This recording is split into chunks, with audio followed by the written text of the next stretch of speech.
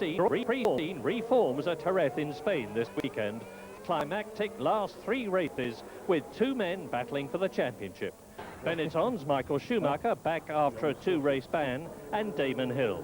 Just 1 point separates them with 30 left to fight for. But there's a new element in the battle. Red 2, 1992 world champion Nigel Mansel is back to partner Hill in the Williams team.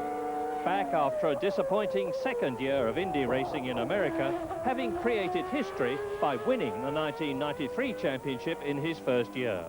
Back to a very different Formula One to take on the young lions prior to a likely full return next year. I think I'm incredibly hungry to have the opportunity to compete with machinery I feel that I can win. I've missed Formula One from the point of view that it's the only formula I've ever driven in my life where you can hustle the car. If you have faith in the car and you can become one with the car, you can actually put your input in driving. You can literally pick it up to a corner and hustle it round and jump out down the straight. And as you know from many great races we've had in the past, you've seen that it's possible. And I've missed that part of my racing the last couple of years. I think more so now in Formula One, the challenge of coming back and competing at the highest level is, I'll repeat myself, incredibly challenging and demanding. And, I look at that as a good motivation. Right, well, you know as well as I do that there are knockers in your sport just as there are in anybody else's sport. The knockers in your sport say at the moment, Nigel Mansell is too old, he's 41, and he's not fit enough. What do you say to that? Well, I mean, some of these knockers, they don't even drive cars. I'd like to know how many of them have driven in Formula One races or IndyCar races, and how qualified they are to pass a statement like that, especially when you look back historically. But, I mean, in one word, they're wrong. And age doesn't really come into it if you are committed. Now, in Formula One, you've got to be committed. Now, what does that mean? It means that you can't be Michael Andretti and fly off after every race and go back to the States. Committed means you have to move again country. You have to then live, breathe, eat, and sleep what you're doing if you want success. And what I would say to you is that I want to come over and have success, compete at the highest level, compete and hopefully win, and hopefully if you win enough, it's another championship. And if it isn't, I'll be the first one to say, I'm not here to make the numbers up, and nobody will have to ask me to leave. You've got an absolutely fabulous home in Florida. It's not an open secret. Everybody knows that you are building something near Exeter and golf club and all the rest of it. Does that mean you're likely to move back from the States to Britain? What I would say to the fans now is that we are going to move back to the Isle of Man.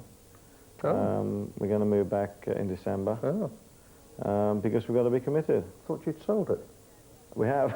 Oh. But we're not going back to where we used to live. I see. Because we didn't realise what might or might not be happening. But yeah. We're moving back, and we're going to make that commitment. We've rented a place. And we'll see what happens at the end of the year and what happens next year. What is the game plan for Jerez, for Suzuka, and for Adelaide? I think really Jerez myself personally, I've got to work at getting myself up to speed, get myself competitive, learning the car again. The regulations have changed. I basically want a trouble-free weekend and be as competitive as I can. I think being realistically, if I can be as quick as Damon or Michael, I'll be surprised first time out. But I'll be trying to achieve that, obviously.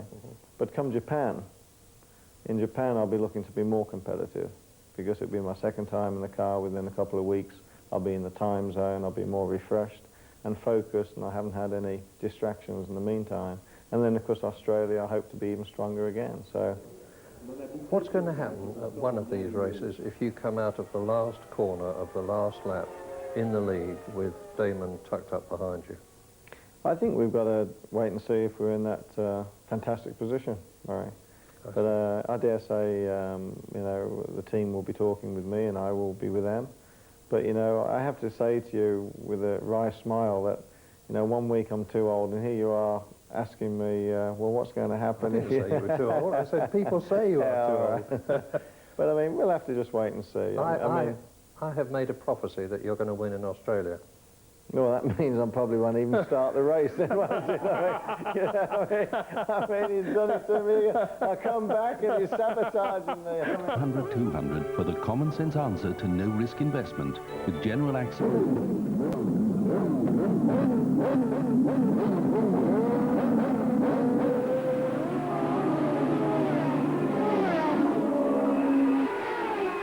Start your engine.